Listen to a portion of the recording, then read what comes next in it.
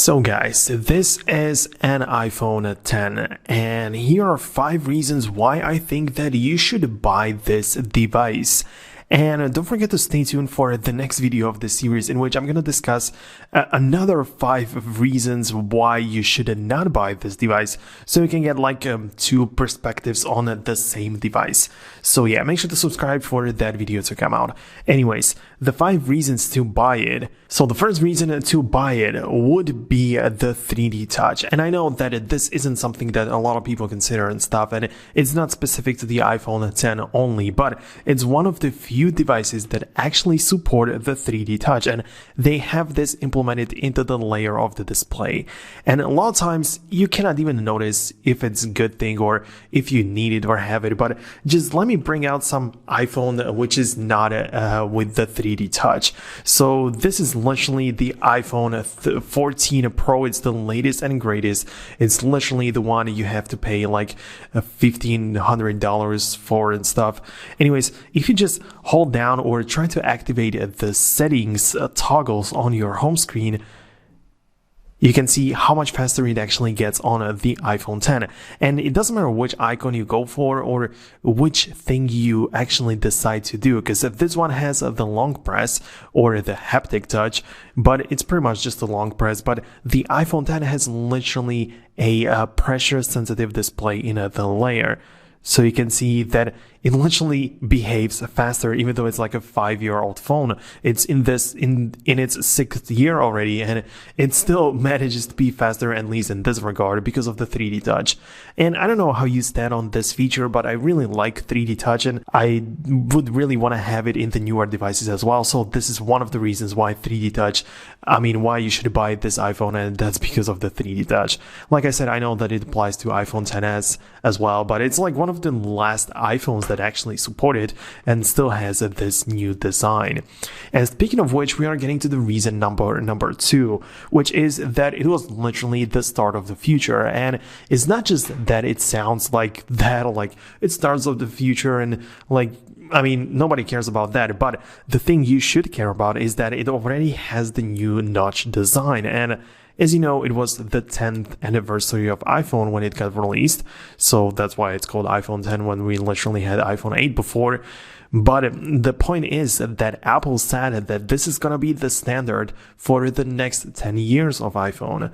And we are in the 6th year already, but it means that it's the last or the oldest device you can get with this new design. All the older iPhones just look weird and really old compared next to it, and the iPhone 10 looks kind of okay, even compared to like something like the iPhone 12 or something. So design wise, you can see this is the iPhone 12, but design wise, you can see they are very similar, because the next few iPhones or the 10 generations of iPhones since the iPhone 10 are going to be in the same area or the same design language. So that's what Apple decided to do, and that's actually the case. So if you want to have like the cheapest or oldest device with this new design, the iPhone 10 is the one you should get. And another thing is Face ID, because the Face ID is, of course, the face unlocking, which has been introduced with the iPhone 10. So, of course, it may have some flaws. So if you're looking for an iPhone on eBay, make sure to actually look for one which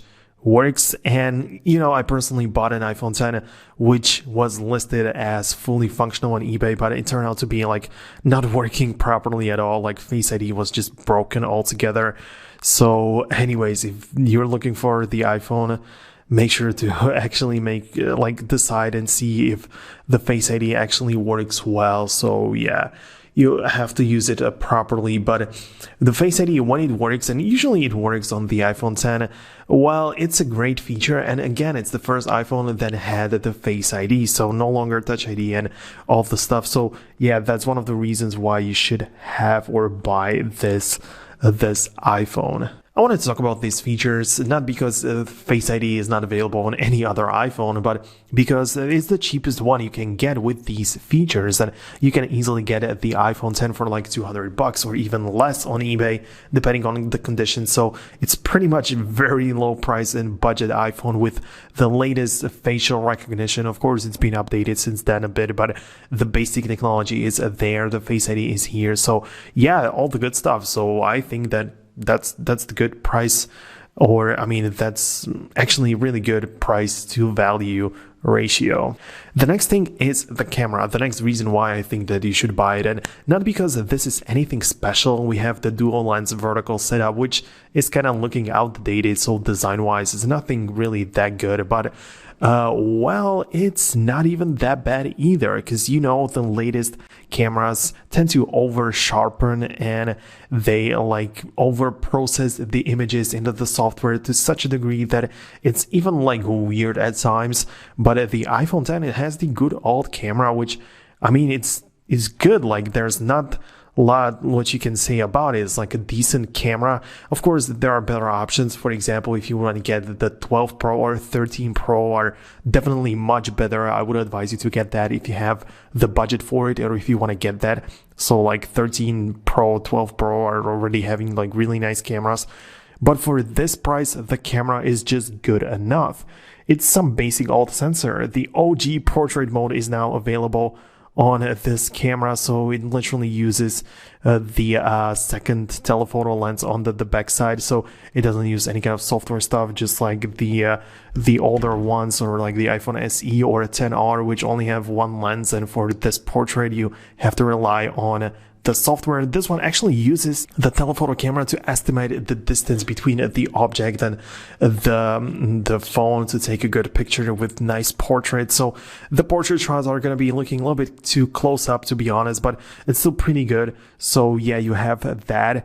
One thing that I don't really like about the camera is that the dynamic range could be kind of better, to be honest. It's not really that good, so could be better, but with good lighting the camera can be actually good.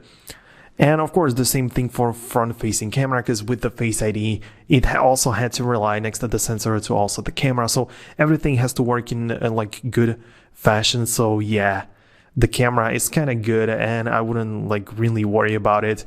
If you are interested in whatever, like taking pictures and stuff, this is gonna be like a good phone, like decent, good enough. It's not gonna be like that good, obviously, because it's like 6 years old already almost, but it's just gonna be decently good. I think it can get the job done for some basic Instagram shots and the stories and whatever you do. And the last reason why I think you should buy it is because of the OLED display. I know it's not that bright compared to some OLED devices from back in the day, but if you take a look at some Androids from this release date from 2017 when the iPhone X got released, well, it's like those devices are not even supported by Android, while this one actually still runs the latest iOS 16.3 or 3.1 or whatever is currently available. I mean, it still runs the latest iOS. So you cannot just look at the display by itself, but as the whole package. But to be clear, the OLED display is really nice because it can dim the entire screen like that, or when you don't use it, like the black parts, just like turn off the black pixels and stuff. So this is like a basic technology for the OLED, but yeah, it's great that it's part of such an affordable device, and it's done the Apple way, which means that it's not like consisting of any punchy colors like the old Galaxies from back in the day, like the Galaxy Note or S10 or whatever. Those were like really saturated. This one has like really nice but true to life colors.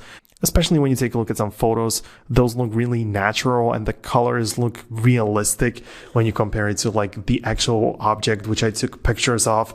It's not like crazy saturation or like different colors. It looks pretty natural and pretty decent to me. So I think that the OLED panel gets the job done, and people reporting after some time that they didn't even notice any screen burning or any pixels. I don't have any burnt pixel in here, although it happened to me with my iPhone XS, which I already happened to sell. But yeah, it happened to me with that device, not with the iPhone X though. So yeah, I wouldn't really complain about the OLED panel. So that would be about it. These were 5 reasons why I think you should buy this device. Yeah, for more content like this, make sure to subscribe to Foxtecc Devices, and also stay tuned for the 5 reasons why you should not buy this device, so you can make and like have a clear image of this phone in your head to know if it's a good buy for you or not. So thanks a lot again. See you guys in the future.